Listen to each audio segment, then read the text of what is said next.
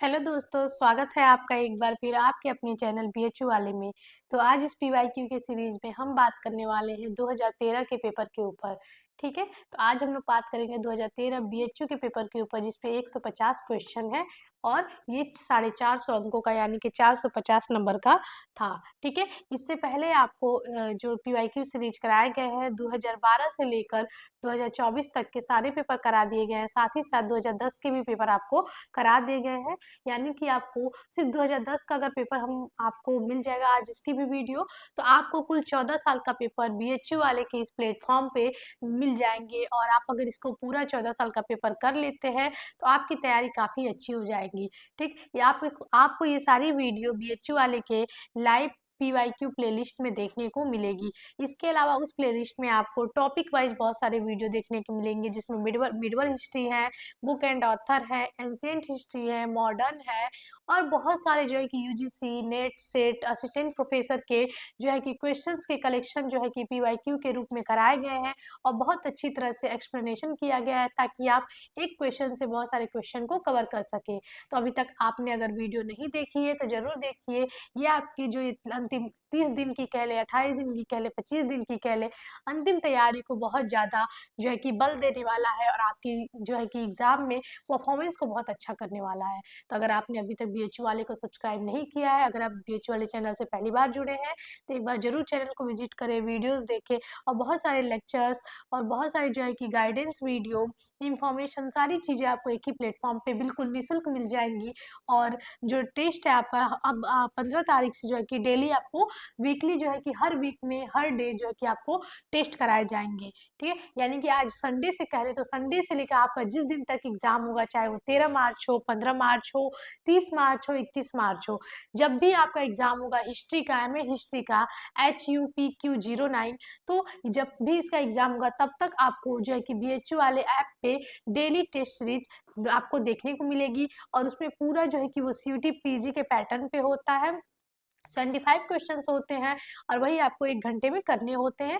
तो आप उसको बिल्कुल अच्छे से देख सकते हैं, कर सकते हैं। और अगर अगर अभी आप तक आपको इसकी इन्फॉर्मेशन नहीं थी तो आप हमारे हेल्पलाइन नंबर पर जुड़ के इसकी इन्फॉर्मेशन बिल्कुल पा सकते हैं। ठीक है, चलिए क्वेश्चंस की तरफ बढ़ते हैं। तो आज का हमारा क्वेश्चन देखते हैं।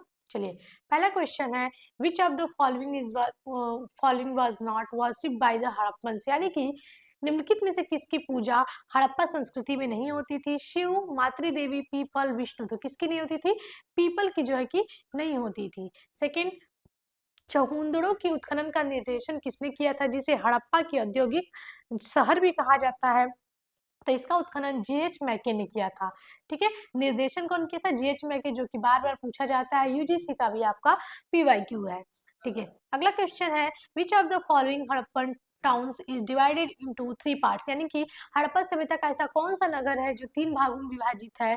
तो लोथल, चरहूदड़ो, कालीबंगा, धौलावीरा। तो आपका ये हो जाएगा धौलावीरा, जो कि गुजरात में स्थित है। ठीक है, गुजरात में स्थित है। यहाँ से हम देखेंगे जल प्रबंधन का काफी अच्छा साक्ष्य देखने को मिलता है, साथ ही साथ स्टेडियम के भी साक्ष्य हमें देखने को मिलते हैं। अगला देखें, which of the following is the most common motive of the Indus seals, यानी कि देखेंगे सैंधव मुद्राओं में सबसे ज्यादा हमें किस जो है कि पशु का उत्कीर्णन देखने को मिलता है? तो वृषभ, गैंडा, एक श्रृंगी, गज। तो इसका जो सही आंसर है वो एक श्रृंगी यानी कि यूनिकॉर्न है। और इसके जो है देखेंगे जो सैंधव मुद्राएं देखेंगे लगभग 2000 मुद्राएं मिली हैं। और 500 मुद्राएं कहाँ पे मिली? सिर्फ 500 मुद्राएं हमें हड़प्पा के मोहनजोदड़ो से देखने को मिलता है। 500 मुद्रा, इन पे ज्यादातर उत्कीर्णन हम लोग देखेंगे एक श्रृंगी यानी यूनिकॉर्न का देखने को मिलता है। और देखेंगे कभी बेलनाकार कहीं मिले हैं, तो कहीं चौकोर मिले हैं, कहीं गोलाकार मिले हैं, बहुत सारे अलग अलग चीजों के देखने के मिलते हैं। अगला, शतपथ ब्राह्मण संबंधित है ऋग्वेद से, यजुर्वेद से, सामवेद से, अथर्ववेद से, यानी कि जो ब्राह्मण ग्रंथ है अलग अलग देखेंगे, गोपद ब्राह्मण, शतपथ ब्राह्मण, ऐसे अलग अलग जो है कि ब्राह्मण ग्रंथ है। तो पूछता है कि किससे कौन सा संबंधित है? तो ये जो शतपथ ब्राह्मण है ये आपका यजुर्वेद से संबंधित है। ठीक है, ये आपका ब्राह्मण ग्रंथ यजुर्वेद से संबंधित है। चलिए अगला जो बहुत ज्यादा पूछा जाता है क्वेश्चन और बहुत इजी क्वेश्चन है, उपनिषद युग का राजा अश्वपति कहाँ का शासक था? तो केकय का शासक था। ठीक है, अगला देखते हैं, निरालंबा सरस्वती एक कवि द्वारा किसकी मृत्यु पे कहा गया था? यानी कहा गया था कि ये बहुत ज्यादा विद्वानों का आश्रय देता था, इसके दरबार में काफी विद्वान रहते थे और उन्हें काफी सम्मानित भी करता था, और ये खुद एक बहुत अच्छा विद्वान था। सम्रांग सूत्रधार, युक्ति कल्पत्रु, ऐसे बहुत सारे जो है कि ग्रंथों की इन्होंने रचना की है। और ये मालवा के शासक भोज परमार है, और इनकी मृत्यु में कहा जाता है कि विद्वान जो है कि निराश्रय हो गए, उनका कोई आश्रय नहीं रह गया, और जो है कि सरस्वती निराधार हो गई, उसका आधार नहीं रहा है। ठीक है, निरालंबा सरस्वती जैसा ये जो कविता है या फिर वक्तव्य है, ये जो है कि भोज परमार की जो है कि मृत्यु पे कहा गया है। चलिए अगला, निम्नलिखित में से किसने आर्कटिक क्षेत्र को आर्य भाषा भाषियों के मूल स्थान होने का सिद्धांत प्रतिपादित किया है? ठीक है, आर्यों के जो है कि मूल स्थान को लेके काफी सारे इतिहासकारों में डिबेट है, और अलग अलग इतिहासकार अलग अलग जो है कि अपना मत देते हैं। बाल गंगाधर तिलक कहते हैं कि उनका मूल स्थान कहाँ है? आर्कटिक क्षेत्र है। वही दयानंद सरस्वती कहते हैं कि उनका मूल स्थान तिब्बत है। ठीक है, मैक्स मुलर भी अपना अलग अलग जो है कि सिद्धांत देते हैं आर्यों की उत्पत्ति से संबंधित। ठीक है, अगला, who are the priest of the Bharatas in the battle of 10 kings? जो दसराग युद्ध हुआ था, दसराग युद्ध जिसका वर्णन हमें ऋग्वेद में मिलता है। ऋग्वेद जो जिसमें देखेंगे 10 मंडल है, उसी 10 मंडलों में से एक में मिलता है दसराग युद्ध का वर्णन। और ये आपका रावी यानी कि परुशड़ी रावी देखने को मिलेगा, या फिर परुशड़ी नदी के किनारे ये दसराग युद्ध 10 राजाओं का युद्ध हुआ था। और इसमें देखेंगे भरतों की तरफ से वशिष्ठ और दूसरे पक्ष से विश्वामित्र होते हैं। ठीक है, दूसरे पक्ष से विश्वामित्र होते हैं। चलिए अगला, अगला क्वेश्चन है आपका, बोधि प्राप्त करने के पूर्व ज्ञान की खोज में सिद्धार्थ या फिर गौतम बुद्ध निम्नलिखित आचार्यों में से किन के पास गए थे? गौतम बुद्ध का बचपन का नाम सिद्धार्थ था, और वो ज्ञान प्राप्ति के लिए जब घर से अपने निकले थे, तो वो सबसे पहले किसको अपना गुरु बनाए थे? तो पहले अलार कलाम से मिले, और उसके बाद उद्रक रामपुत्र से मिले। कलाम से उन्होंने सांख्य का शिक्षा ली, तो वही उद्रक रामपुत्र से जो है कि योग संबंधी शिक्षाएं इन्होंने ली थी। और इसका प्रभाव हमें जो है कि बौद्ध धर्म की शिक्षाओं में भी देखने को मिलता है, यानी कि बौद्ध धर्म में भी हमें सांख्य और योग जैसी कुछ जो है कि प्रभाव देखने को मिलते हैं। चलिए अगला, निम्नलिखित में कौन उपनिषद गद्य में लिखा गया, यानी कि कौन जो है कि प्रोज में लिखा गया, रिटन इन प्रोज। ठीक है, ज्यादातर हमें पद में देखने को मिलते हैं, लेकिन एक ऐसा भी उपनिषद है जो कि किसमें जो है कि गद्य में लिखा हुआ है, तो वह है बृहदारण्यक। ठीक है, बृहदारण्यक उपनिषद आपको गद्य में लिखने को देखने को मिलता है। चलिए अगला, 23वें जैन तीर्थंकर कौन थे? सॉरी, 23वें जो जैन तीर्थंकर थे किससे कहाँ से संबंधित थे? तो वो आपके वाराणसी से संबंधित थे। और 23वें जैन तीर्थंकर आप सबको पता है पार्श्वनाथ थे 23वें जैन तीर्थंकर, और ये आपके काशी से संबंधित थे। और काशी के भेलुपुर में, आज के भेलुपुर में आप देखेंगे यहाँ पे उनका काफी अच्छा जैन मंदिर है। और इनका जो है कि ये अश्वसेन, काशी के राजा अश्वसेन के पुत्र थे, अश्वसेन के पुत्र थे। ठीक है, और इन्हीं का लेना देना सम्मेद शिखर से है। ठीक है, सम्मेद शिखर पे इनको ज्ञान की प्राप्ति हुई थी। अगर कहीं सम्मेद शिखर की बात आएगी तो आप उसको देखिएगा कि पार्श्वनाथ से उसको जोड़िएगा। चलिए अगला, महासांगिक संप्रदाय का उदय कहाँ हुआ था? तो कहाँ पे हुआ था? वैशाली में आप देखने को मिलेगा, आपको महासांगिक संप्रदाय का उदय देखने को मिलेगा। चलिए अगला, who was not correctly matched? कौन सा करेक्टली मैच नहीं है? तो जो शाक्य थे वो कपिल वस्तु थे, गौतम बुद्ध शाक्य कुल के थे और कपिल वस्तु के थे। लुम्बिनी में इनका जन्म हुआ था। वही देखेंगे महावीर स्वामी कोली या रामगांव से संबंधित थे। मल कुशीनगर बिल्कुल सही है, लेकिन कालाम अल कप बिल्कुल गलत है। चलिए अगला, निम्नलिखित में से किस अभिलेख में अशोक ने अपनी प्रसिद्ध घोषणा की कि सभी मनुष्य मेरी संतान है?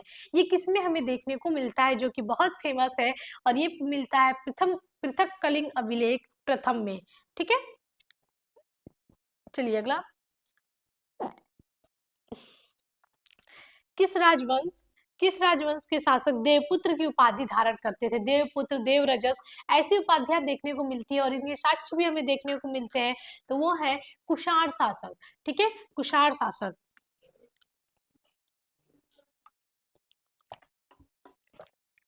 चलिए अगला, निम्नलिखित में से किस राजवंश के शासक सीरिया जैसे पश्चिम में दूर के देशों के साथ राजन्य संबंध रखते थे? और इनके साक्ष्य भी हमें देखने को मिलते हैं कि कौन से ऐसे जो है कि वंश हमें देखने को मिलते हैं। तो वही जिस वंश के थे चंद्रगुप्त मौर्य, जिस वंश के थे आपके अशोक, इसी वंश के लोगों का देखेंगे सीरिया जैसे दूर के देशों से राजन्य संबंध देखने को मिलते हैं। इनके राजदूत भी हमें इनके दरबार में देखने को मिलते हैं। यूनानी यूनानी रोमन साहित्य के सैंडोकोटस का समीकरण किसने चंद्रगुप्त मौर्य से किया था? यानी कि जिस यूनानियों ने सैंडोकोटस चंद्रगुप्त मौर्य के लिए नाम यूज किया था, उसको कौन जो है कि प्रकाश में लाता है? तो वही आपके विलियम जोन्स, जो 1784 में एशियाटिक सोसाइटी की स्थापना करते हैं। ठीक है, ये वही विलियम जोन्स है जो कार्नवालिस के न्यायिक सलाहकार भी थे। अगला, बराबर पर्वत के क्षेत्र में अशोक के दानों से लाभान्वित होने वाले कौन थे? यानी कि देखेंगे जो बराबर पर्वत गुफाएं हैं, तो अशोक ने इनके लिए बनवाई थी। तो किसके लिए बनवाई थी? आजीविकों के लिए। और अशोक के साथ साथ मौर्य वंश का जो दशरथ था, ये भी देखेंगे बराबर के क्षेत्र में जो है कि बराबर पहाड़ी में बनाता है आजीविकों के लिए। अगला, कौन कनिष्क प्रथम की राजधानी थी? तो कौन थी? पुरुषपुर। पुरुषपुर कनिष्क की पहली राजधानी थी। पुरुषपुर या फिर पेशावर, और दूसरी इसकी मथुरा राजधानी थी। मथुरा से भी हमें इसके बहुत सारे साक्ष्य देखने को मिलते हैं। अगला, कौन सा सही सुमेलित नहीं है? तो हर्ष नागनंदा बिल्कुल सही है, आपको हमने इसका बताया था। प्रियनार, प्रिय नार, प्रिय मतलब प्रियदर्शिका, नाम मतलब नागनंदा, और मतलब रत्नावली। ठीक है, प्रिय दर्शिका, दर्शिका यहाँ पे लिख देते हैं। ठीक है, रत्नावली भी इन्हीं की है, नागनंदा भी इन्हीं की है। विशाख दत्त, मुद्रा राक्षस, शुद्रक, मृच्छकटिकम, राजशेखर का ये गलत है। इनका काव्य मीमांसा, विद्यासाल भंजिका, ये सारी जो है कि इनकी रचनाएं हैं। ठीक है, चलिए अगला, पंडदत्त को किसने सौराष्ट्र का प्रांतपति बनाया था? तो कौन था? स्कंदगुप्त। ठीक है, अगर हम लोग सुदर्शन झील की बात करें, सुदर्शन झील की बात करें, तो 4 लोग का नाम आता है। जो इसको बनवाया था वो था चंद्रगुप्त मौर्य था। उसके बाद आएंगे अशोक, अशोक के बाद आएगा रुद्रदामन शासक रुद्रदामन, जिसका जूनागढ़ अभिलेख है। और उसी से हमें सुदर्शन झील के बारे में जानकारी मिलती है। चंद्रगुप्त मौर्य और अशोक के नाम एक साथ हमें देखने को मिलते हैं। और चौथा सबसे अंतिम जो सुदर्शन झील से संबंधित है, स्कंदगुप्त है। चंद्रगुप्त मौर्य की जो है बात करें तो पुष्यगुप्त था। ठीक है, पुष्यगुप्त इसके समय था। इसके समय तुषार था, तुषास्प। ठीक, इसके समय सुविशाख था, सुविशाख। और इसके समय चक्रपालित का पुत्र पंडदत्त था। ठीक है, आप इसको बिल्कुल याद कर लीजिए, बहुत इंपॉर्टेंट है। और ये मैचिंग में पूछता है। सुदर्शन झील से संबंधित निर्माण कराया था, जो कि सौराष्ट्र में है, गुजरात प्रांत में है, चंद्रगुप्त मौर्य। और अंतिम रूप से संबंधित है स्कंदगुप्त। आप इसको CARS, ठीक है, कार्स से याद कर सकते हैं। ठीक है, कार्स से याद कर सकते हैं। और इसके गवर्नर को याद करना है तो PTSP। ठीक है, PTSP याद कर सकते हैं। चलिए, बहुत सारी ट्रिक है, आपको जैसे सही लगे आप वैसे याद कर लीजिए। चलिए अगला, 20, ये रिपीटेड हो गया। चलिए अगला 26 नंबर क्वेश्चन, निम्नलिखित में कौन एक महिला अलवार संत थी? यानी कि कौन जो है कि अलवार, जो कि वैष्णव की पूजा करते थे और वैष्णव धर्म से संबंधित थे। और इनकी संख्या कितनी थी? 12 थी। और उसमें एकमात्र महिला कौन थी? आंडाल थी, जिनका नाम गोंदा देखने को मिलता है। और इन्हीं का जब विवाह हुआ था रंगनाथ से, ठीक है, विवाह या फिर प्रणय कथा कह ले, वो विजयनगर के शासक, तुलु वंश के शासक कृष्णदेवराय, जो कि 1509 से 29 उनका काल है, उसमें इनका जिक्र भी देखने को मिलता है। उनकी रचना अमुक्त माल्यद में, जिसका अर्थ होता है मोतियों की माला, जो कि राजनीतिक और प्रशासनिक उसमें जानकारी दी गई है। चलिए अगला, निम्नलिखित में कौन अपने को ब्रह्म क्षत्रिय कहते थे? कौन से ऐसे शासक थे जो अपने आप को ब्रह्म क्षत्रिय कहते थे? 27 का ये बहुत ज्यादा पूछता है। तो वो कौन थे आपके? प्रतिहार। ठीक है, प्रतिहार अपने को ब्रह्म क्षत्रिय कहते थे। ठीक है, चलिए अगला, किसकी उपाधि परम सौगात थी? तो किसकी थी? राज्यवर्धन की थी, वर्धन वंश के शासक। और इसका जिक्र हमें बांसखेड़ा अभिलेख में देखने को मिलता है। चलिए अगला, किसके काल में गंगईकोंड चोलपुरम चोल साम्राज्य की राजधानी बनी थी? किसके काल में? परांतक प्रथम, राजेंद्र प्रथम, कुलोत्तुंग प्रथम, विक्रम चोल। तो हम लोग देखेंगे राजेंद्र प्रथम के काल में जो है कि गंगईकोंड चोलपुरम इसने उपाधि धारण की थी, जब इसने गंगा के क्षेत्र को जीता था पालों से। और देखेंगे यहीं पे इसने अपनी राजधानी बनाई और बृहदेश्वर मंदिर का इसने निर्माण कराया था।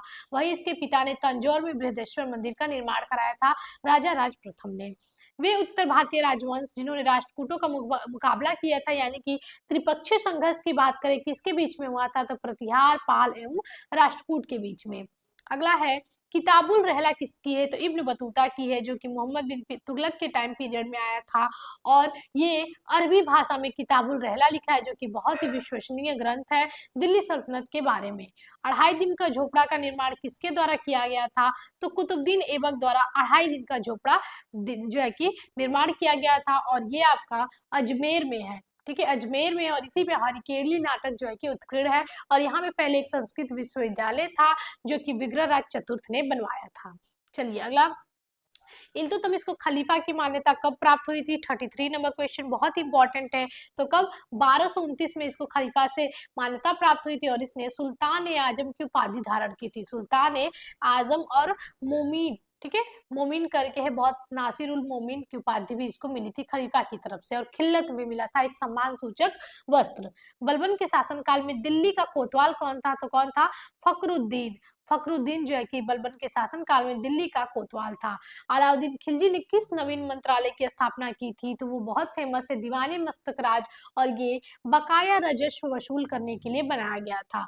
बकाया राजस्व बहुत इंपॉर्टेंट है।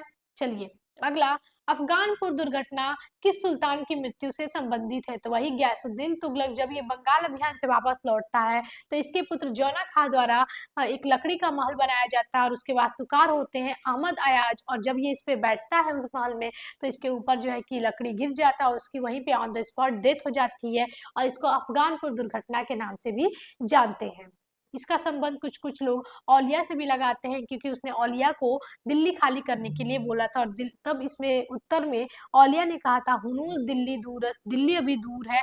और देखेंगे यही एक बहुत सारे इतिहासकार इसके जो है कि मृत्यु को लेकर अलग अलग जो है कि डिबेट देते हैं, यानी कि अलग अलग मत देते हैं। चलिए, किस सुल्तान के चरित्र में विरोधी तत्वों का मिश्रण था? यानी कि किसे कहा जाता था कि पागल है, स्वप्नशील है, रक्त पिचासु है, और इसकी मृत्यु पे कहा गया था कि इसको जनता से और जनता को इससे मुक्ति मिल गई। मोहम्मद बिन तुगलक था, और दिल्ली सल्तनत का सबसे ज्यादा पढ़ा लिखा जो है कि शासक था।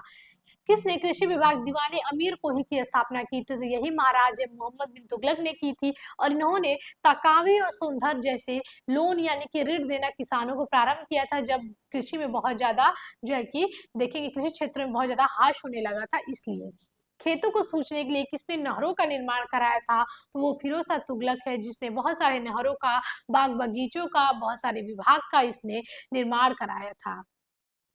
किस सुल्तान ने आगरा शहर बसाया था? तो वो सिकंदर लोदी है, 1504 में इसको बसाता है, और 1506 में इसको अपनी राजधानी बनाता है। ठीक है, सिकंदर लोदी, जो कि गुलरुखी नाम से कविताएं लिखता था, गुलरुखी नाम से कविताएं लिखा करता था ये सिकंदर लोदी, दिल्ली सल्तनत का शासक। लोधी क्या थे? तो लोधी जो है कि विशुद्ध अफगान थे। ठीक है, चलिए अगला, 1526 ईस्वी में पानीपत का युद्ध कब लड़ा गया था? तो 21 अप्रैल 1526 को पानीपत का प्रथम युद्ध बाबर और इब्राहिम लोधी के बीच लड़ा गया था। बाबर के आक्रमण के समय पंजाब का गवर्नर कौन था? तो दौलत खां लोधी। कहा जाता है कि बाबर को इसने भारत पर आक्रमण करने के लिए जो है कि निमंत्रित भी किया था। चलिए, सुलह कुल क्या है? तो ये क्या है? सबके साथ शांति, पीस विथ ऑल, और इस नीति का जो है कि पालन करता है मुगल शासक अकबर। किसने विक्रमादित्य की उपाधि धारण की थी? तो वो है हेमू। ठीक है, हेमू जो है कि विक्रमादित्य की उपाधि धारण करता है। कहा जाता है कि अंतिम जो है कोई व्यक्ति ये विक्रमादित्य की उपाधि धारण करता है। शेरशाह को कहाँ दफनाया गया था, यानी उसका मकबरा कहाँ है? तो सासाराम में है, और एक झील के बीचों बीच इसका मकबरा बना है, और ये अष्टकोणीय मकबरा है। अष्टकोणीय मकबरों में से एक है, जिसमें सिकंदर लोदी का भी मकबरा है, खाने जहां तेलंगानी का भी मकबरा है, और सैयद वंश के मुबारक शाह और मोहम्मद शाह के भी तो जो मकबरा है वो अष्टकोणी है। महजर क्या है? तो महजर एक अध्यादेश होता था, जो कि अकबर ने इसको 1579 में जारी किया था। ठीक है, और इसको तैयार किया था इस अध्यादेश को शेख मुबारक ने। शेख मुबारक यानी कि अबुल फजल और फैजी के पिता ने इस प्रारूप को तैयार किया था, इस अध्यादेश को तैयार किया था। ठीक है, महजर जारी कब किया गया था? 1579 में। चलिए, जहांगीर को कहाँ दफनाया गया है? तो लाहौर में, और कहा जाता है कि इसकी जो प्रेमिका थी अनारकली, जो ये कहानी है कि अनारकली को जो है कि दीवार में चुनवा दिया गया था, तो इसका सिर्फ जिक्र एक जो विदेशी आता है विलियम फिच, उसकी जो है कि दंत कथा मिलता है, और कहीं हमें जल्दी जिक्र देखने को नहीं मिलता है। तो कहा जाता है कि जहांगीर कहता है कि उसके अनारकली की कब्र के पास लिखवाया है कि मुझे अगर अल्लाह एक दिन की भी मोहलत दे अनारकली को देखने के लिए, तो मैं उनका कयामत के दिन तक शुक्रगुजार रहूंगा। जहांगीर के बाद जहांगीर ने ऐसा उसके मकबरे पे खुदवाया, और कहा जाता है कि लाहौर में उसके बगल में ही जहांगीर को दफनाया गया है। चलिए, तुझके बाबरी किस भाषा में लिखी गई है? तुझके बाबरी जो कि अकबर की सॉरी बाबर की आत्मकथा है, वो तुर्की भाषा में लिखवाई गई है।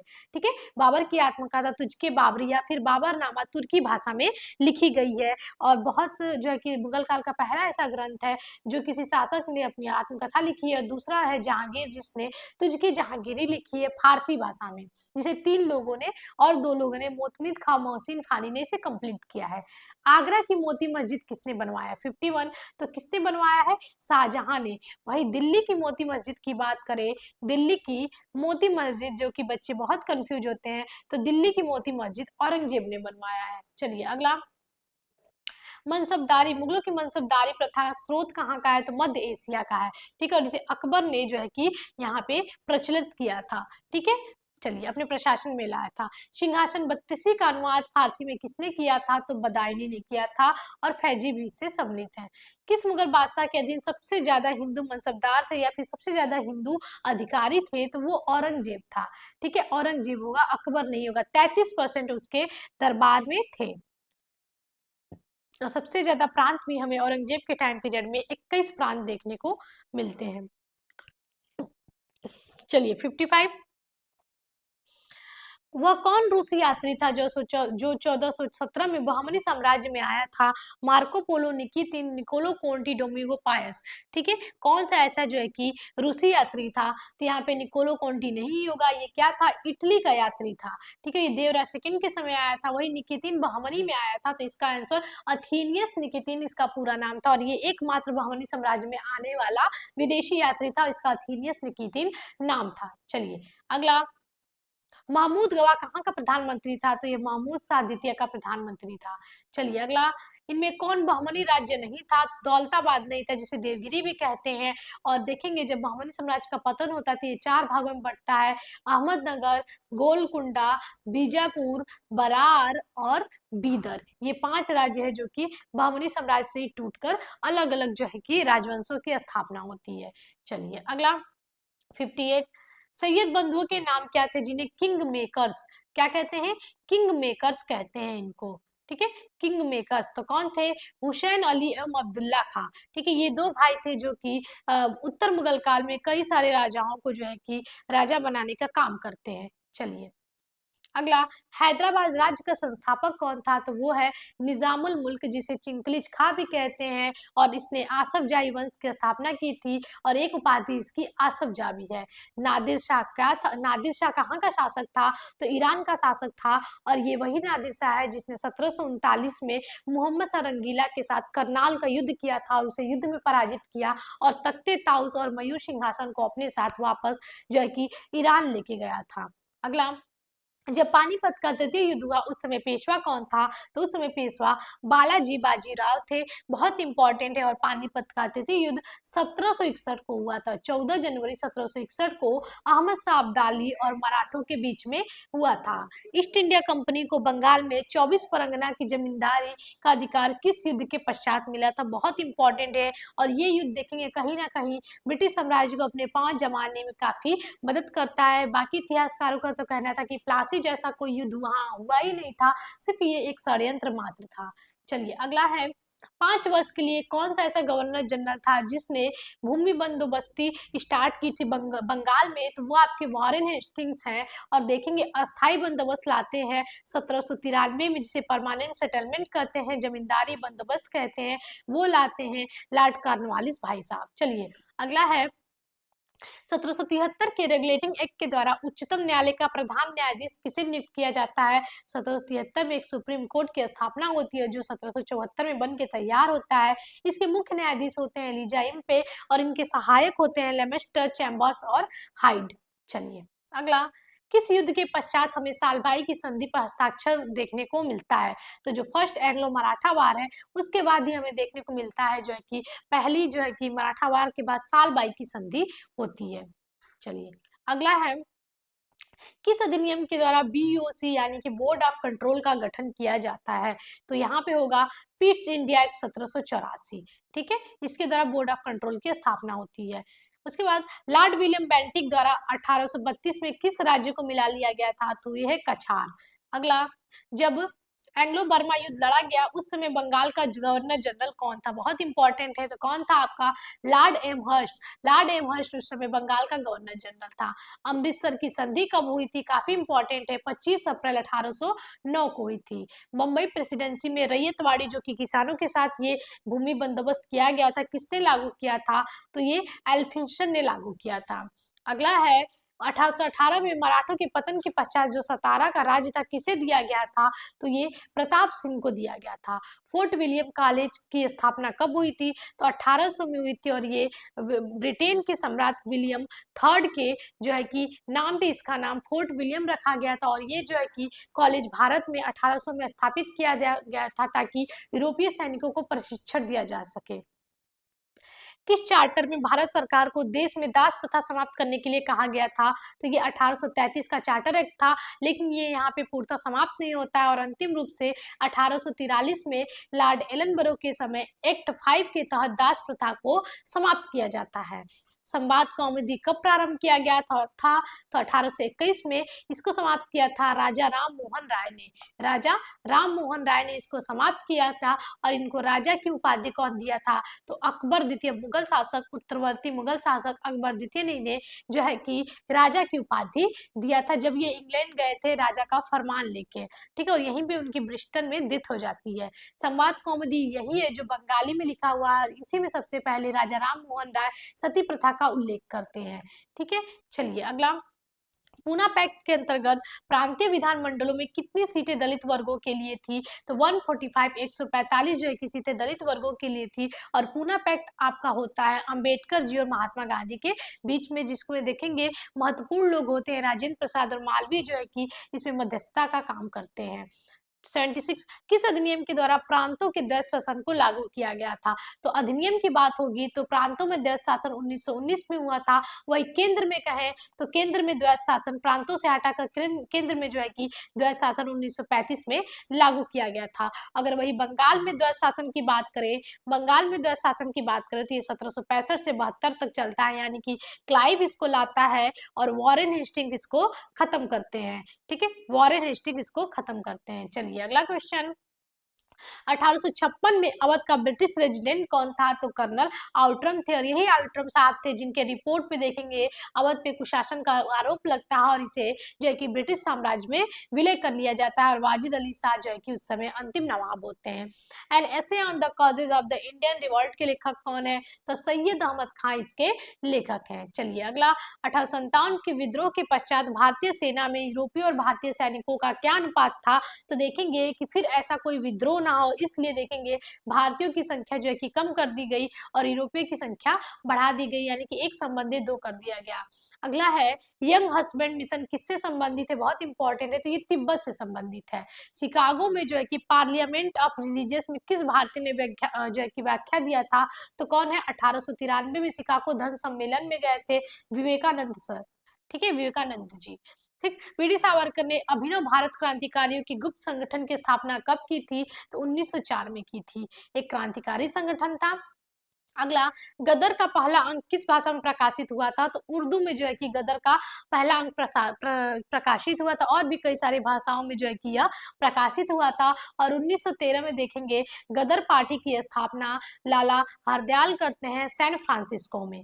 चलिए अगला, 1856 में अवध का ब्रिटिश रेजिमेंट, ये तो अभी क्वेश्चन हुआ था। चलिए 77, ओके, ये रिपीटेड हो गया है, ये हमने कर लिया था। अगला 84, गांधी जी दक्षिण अफ्रीका में भारत से कब लौटे थे? तो जनवरी 1915 में लौटे थे। अगला है दिसंबर 1920 में भारतीय राष्ट्रीय कांग्रेस का वार्षिक अधिवेशन कहाँ हुआ था? तो नागपुर में हुआ था। ठीक है, अशोक आंदोलन के समय। ठीक है, 1920 में। हिंदुस्तान रिपब्लिकन एसोसिएशन का गठन कब और कहाँ किया गया था? तो अक्टूबर 1924 में। एक होता है HRA यानी कि हिंदुस्तान रिपब्लिकन एसोसिएशन और एक है HSRA। तो याद करिए ये 1924 में हुआ और इसके 4 साल बाद होगा 1928 में इसका गठन, याद कर लीजिए। कब साइमन कमीशन भारत आया था? तो जनवरी 1928 में आया था। और गठन अगर कहेंगे कब गठन हुआ था, तो 1927 में गठन हुआ था और दौरा 1928 में किया था। मार्च 1931 में भारतीय राष्ट्रीय कांग्रेस, जिसकी स्थापना 1885 में बंबई में हुई थी, और इसका अधिवेशन 1931 में कहाँ हुआ था? तो कराची में इसका अधिवेशन हुआ था। अगला, प्रथम व्यक्तिगत सत्याग्रही कौन था? उसने कब प्रारंभ किया था सत्याग्रह? ठीक, तो विनोबा भावे पहली व्यक्तिगत सत्याग्रही थी, और इन्होंने 17 अक्टूबर 1940 से जो है कि सत्याग्रह आंदोलन शुरू किया था। और दूसरा अगर बात करें तो जेएल नेहरू दूसरे सत्याग्रही थे, व्यक्तिगत सत्याग्रही थे। और तीसरे बात करें तो ब्रह्मदत्त, ठीक है, ब्रह्मदत्त तीसरे थे। और तीनों का पूछा जाता है, याद कर लीजिए। चलिए अगला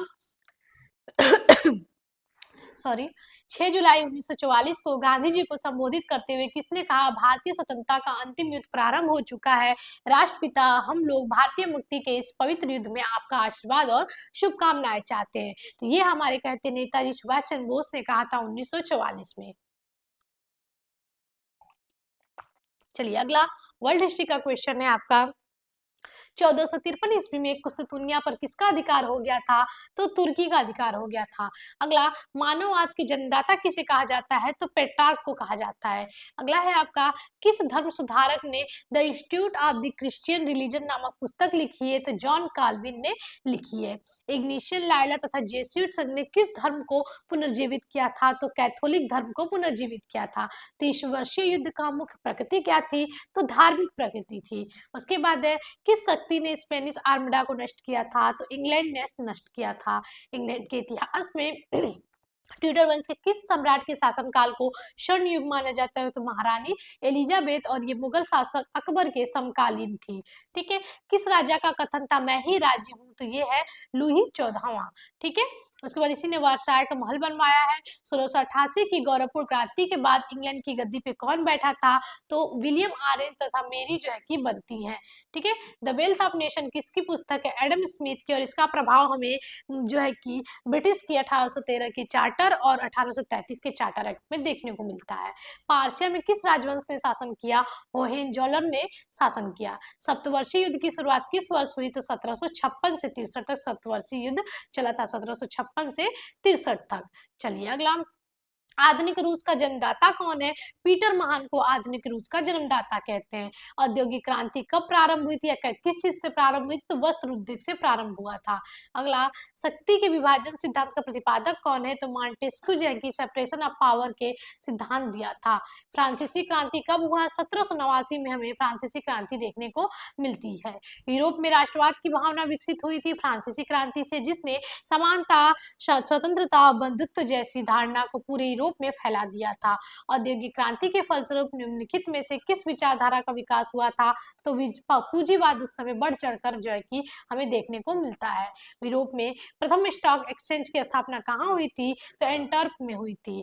ठीक, कौन समाजवादी एक कारखाने का मालिक था जिसने अपने कारखाने में समाजवादी सुधार किया? तो रॉबर्ट ओवेन थे। अगला आपका 111 नंबर, जर्मनी का एकीकरण किसके विरुद्ध युद्ध से पूर्ण हुआ? तो फ्रांस के विरुद्ध युद्ध से पूर्ण हुआ। 1878 की बर्लिन संधि का अध्यक्ष कौन था? तो वही बिस्मार्क थे, जिन्होंने लौ एवं रक्त की नीति का जो है कि पालन किया था, और यही कहते हैं कि मैं ईमानदार दलाल की भूमिका निभाऊंगा।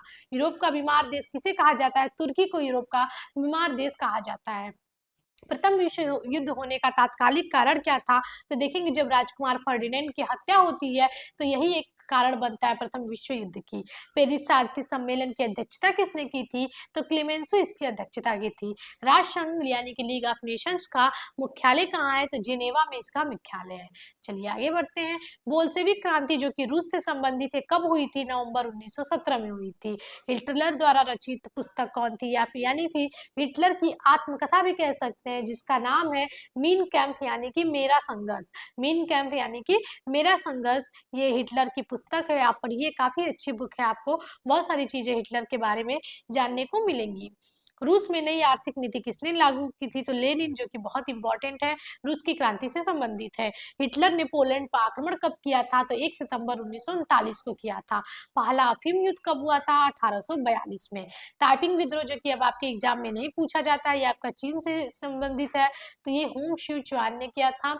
ठीक है। अगला है शिमोन्स्की की संधि किन दो देशों के बीच हुई, चीन व जापान। ये भी आपके सिलेबस से हटा दिया गया है। सुधारों के 100 दिन आंदोलन का उद्देश्य क्या था, राजतंत्र की आधुनिकरण। बक्सर विद्रोह जो कि जापान से संबंधित है, कि कब प्रारंभ हुआ था, 1900 में। ठीक है। सन्यास सेन के राजनीतिक विचारों को क्या कहते हैं, जनता के 3 सिद्धांत कहते हैं। ये सारी चीज आपको हटा दिया गया है, फिर भी क्वेश्चन है तो सॉल्व करा दे रहे हैं। 1911 की क्रांति के पश्चात किस राज्य की स्थापना हुई, तो गणतंत्र राज्य की स्थापना हुई थी। चीन साम्यवादी दल का संस्थापक कौन था, तो ली दचाओ था। अगला है आपका प्रथम संयुक्त मोर्चे किन दो दलों के बीच में बना था, तो कम्युनिस्ट और कम्युनिस्ट के बीच में बना था। चीन लोक गणराज्य किसके नेतृत्व में स्थापित हुआ था, तो यह आपका हुआ था माओ सुम के माओ सुम के नेतृत्व में जो है कि चीन जो है कि स्थापित हुआ था। अगला 131 21 मांगे क्या थी, तो चीन में अपने प्रभाव की रक्षा व संवर्धन के लिए जापान की मांगे थी। अगला मेजी पुनर्स्थापना कब की गई थी, 1868 में। तो कोमोडोर मैथ्यू सिपेरी जो 1853 में जापान था, किस देश का वरिष्ठ नागरिक था, तो अमेरिका का वरिष्ठ नागरिक था। अगला वाशिंगटन सम्मेलन 1921-22 के निर्णयों के प्रति जापान की प्रतिक्रिया क्या थी, तो असंतोषजनक थी। अगला देखेंगे टोक्यो विश्वविद्यालय किस काल में स्थापित हुआ, तो मेजी काल में स्थापित हुआ था। रूस जापान युद्ध जो 1904 से 5 तक हुआ था, उसके बाद कौन सी संधि हुई थी, पोर्ट्समाउथ की संधि हुई थी। मेजी पुनर्स्थापना के बाद किस वर्ग को अपना अधिकार छोड़ना पड़ा, तो समुराई वर्ग को अधिकार छोड़ना पड़ा। 1941 में पर्ल हार्बर में क्या हुआ था, तो जापान का अमेरिकी नौसेना पर आक्रमण हुआ था। उसके बाद अमेरिका ने हिरोशिमा और नागासाकी पर कब आक्रमण किया था, यानी कि कब जो है कि बम गिराया था, तो 6 अगस्त 9 अगस्त को गिराया था 1945 में, लिटिल मैन और फैट बॉय नाम के। यह आपका पीजी 2024 का पीवाईक्यू है। जापानी महिलाओं को मताधिकार कब प्राप्त हुआ था, 1945-46 में। फैजल कहाँ का राजा था, इराक का। ये वेस्ट एशिया का है, अब ये क्वेश्चन नहीं पूछे जाते हैं। आधुनिक तुर्की का जनक कौन था, तो मुस्तफा कमाल पाशा। आंग्ल इराक संधि कितने वर्षों के लिए हुई थी, तो 25 वर्षों के लिए। तुर्की को गणतंत्र कब घोषित किया गया, 1923 में। अगला है बहावी आंदोलन का प्रवर्तक कौन था, मोहम्मद इब्न अब्दुल। उसके बाद सुएज नहर का निर्माण किसने किया, तो लेस्पस ने इसका निर्माण किया था। मिस्र के शासक की उपाधि क्या होती थी, खदीव होती थी। आज का रजा शाह किस राजवंश की स्थापना किया, तो पहलवी वंश की स्थापना किया था इसने। 1934 में ईरान के किस शहर में इंजीनियरिंग कॉलेज की स्थापना हुई थी, तो तेहरान है। ठीक है, 149 का तेहरान होगा। चलिए अगला होगा सऊदी अरब की सबसे बड़ी पेट्रोल कंपनी कौन थी, तो अरामको जो है कि सबसे बड़ी पेट्रोल कंपनी थी। तो आज हमने कुल 150 क्वेश्चंस देखे हैं। आशा करते हैं आपको वीडियो काफी अच्छी लगी होगी। अगर वीडियो अच्छी लगी तो कमेंट करना बिल्कुल ना भूलिए, और एक बार चैनल को सब्सक्राइब कर लीजिएगा, लाइक करिएगा वीडियो को। ऐसे बीएचयू वाले के साथ बने रहिए। आप सभी का बहुत बहुत धन्यवाद। Thank you so much.